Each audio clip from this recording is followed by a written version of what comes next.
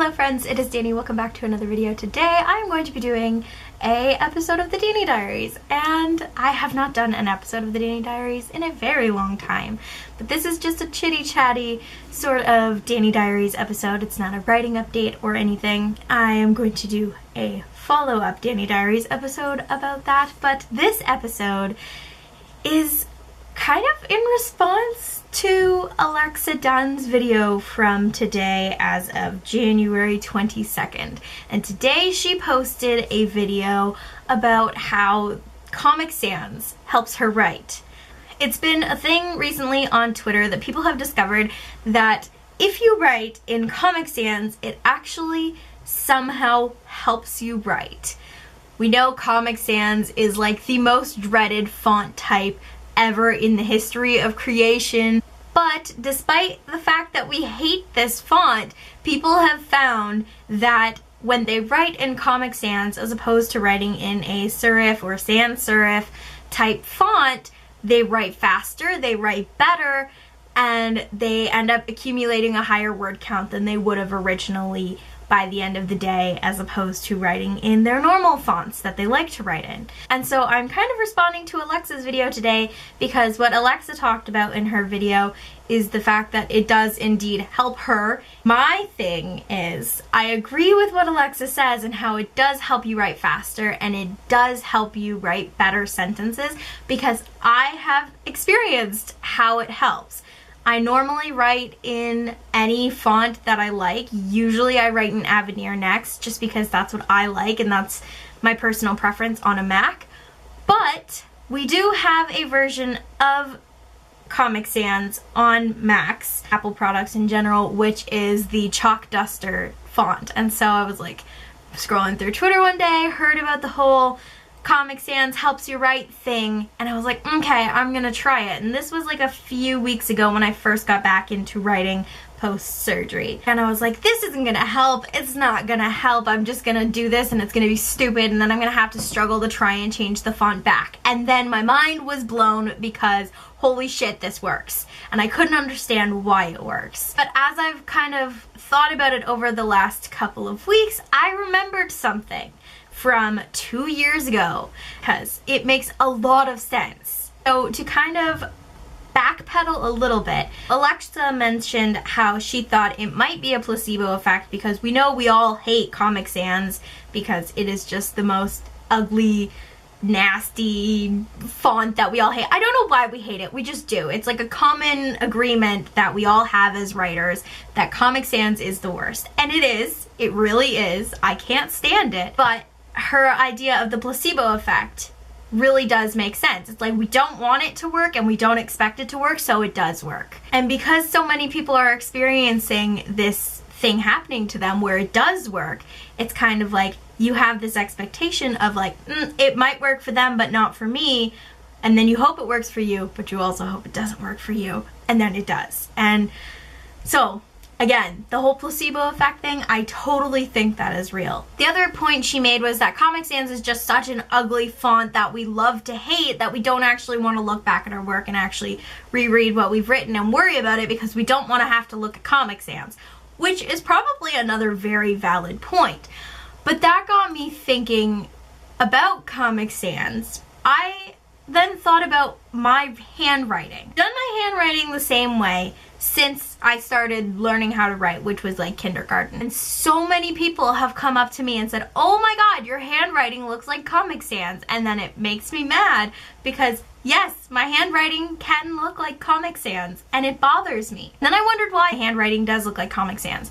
And I thought, well, that's the font that almost every single teacher will use in their lifetime when they're making up worksheets or when they're making up like notes for people to take during tests and things like that. This long train of thought got me thinking like, well, why do teachers use that font as opposed to using a normal font? Like a serif font or a sans serif font, and serif just literally means the little feet added to the font to make it look prettier, basically. I asked this question to my writer's craft teacher a while ago and I didn't even think about what he had told me until now. Over 2 years ago, 3 years ago now, when we were learning about different fonts and stuff, because that was actually something he taught us in Writer's Craft, why do some teachers tend to use Comic Sans for their notes that they like for their handouts? And what he told me makes a lot of sense as to why Comic Sans might work in this sense for helping us write. He said a lot of teachers use Comic Sans because it is a universal font that is easy for people to read, including people with learning disabilities. It doesn't have the little serif feet that some letterings do, like some fonts do. And so it's easier for our brain to read and easier for our mind to process what we're reading, so it makes reading faster and it makes it easier to understand. That whole thing came back to me and I was like, well, what if the same thing applies when we're writing? What if, because we're not focusing on the little feet on the end of a serif font or even a sans serif font, it's such a universal font, it looks like handwriting almost, and it's very clear, easy to read. What if that is playing a part in the way we're writing with it? What if our brain just kind of reads over it faster and understands it better, and so it makes it easier for us to get thoughts from brain to paper or brain to computer? Like, what if that's the reason why it's helping us? I don't know how true this is. I kind of want to Google it and find out. If this is true, if this is a thing, my mind is going to be blown even further than it already is. So I'm gonna do some research. Hold on. Hi, okay, so I am back. It's been a few minutes and I've read a couple of different articles, and what I've just said seems to ring true. I've read an article by Business Insider that says if you want people to pay attention, use an ugly font like Comic Sans. And I was like, okay. And it talks about this guy named Tim Harford who wrote a book called Messy: How to Be Creative and Resilient in a Tidy-Minded World. And he said that he believes that ugly fonts like Comic Sans or monotype cursiva could help you concentrate on what you are reading. He says, when you get something in these fonts, it's ugly, difficult to read, and it attracts your attention. We actually start to understand what it says. And he referred to a study that was ran at Princeton by psychologists where they handed out different types of handouts written in different fonts, and they found that the uglier the font, or the I guess Comic Sans version, was easier to understand because they claim it's uglier. Which is not wrong. It really isn't wrong, but it's kind of weird to think that, like, they're saying it's uglier and harder to read, but I've also been told that Comic Sans is easier to read. And that brings me to a different article, which basically says, and it's a thing about how Comic Sans can help your writing. So it's an actual thing. So I'm reading another article by Lifehacker. My computer's like right behind you, and it says, the entire point of Comic Sans is that each letter is totally distinct from others. It's why some people who have dyslexia love this font. The irregularly shaped letters make it easier to break down words into their component parts and properly interpret them. If all the B's kind of look like P's, which also resemble Q's and D's, or maybe even G's, that's much harder to do. So with Comic Sans, you can totally differentiate those letters, which makes it easier to read. So drawing back to what my teacher said about why they used Comic Sans in their handouts and why other teachers I've had in the past have used Comic Sans in their handouts, I think it kind of plays into part. We have the placebo effect on one side, and then we have the psychological effect of the actual font to our brains, where it's literally saying, hey, this font is easier to read, so it's going to help you in the long run because,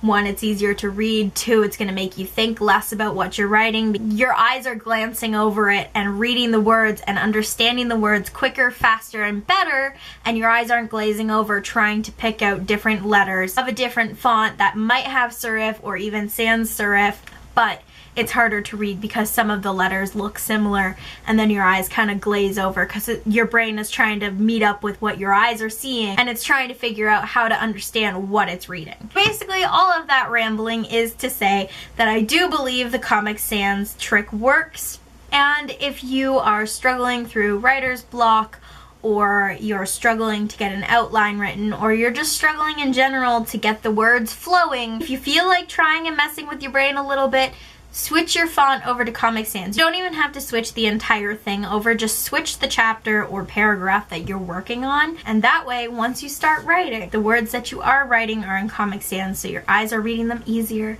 and your brain's understanding them better, and the placebo effect will take effect, if you will, and you'll be writing in no time. Hope I gave you a little bit more insight onto why the Comic Sans trick actually might be something that works. I think a lot of people just kind of hope that the Comic Sans thing would fail for them, not because they don't want it to help, but because they hate the font that much. But I think if they're willing to deal with how much they hate the font, it could actually be a very beneficial tool for them in the long run for the writing. So I know for my personal preference that in the future I will be using Comic Sans as the trick to get me out of the writer's block, the trick to get me writing. And then once I've written everything, I can switch it back to a font that I actually enjoy, and I can go from there. That is it for this episode of the Danni Diaries. I am going to go film another episode right now in the same outfit talking about my writing updates, which will probably be up soon. So stay tuned for that. I hope you guys enjoyed this video. I hope you enjoyed learning a little bit about the ugliest font possible ever. I don't know what my next video is going to be, but whatever it is, I will see you guys in that one. Happy reading and writing, friends. Bye! Darling, it's a good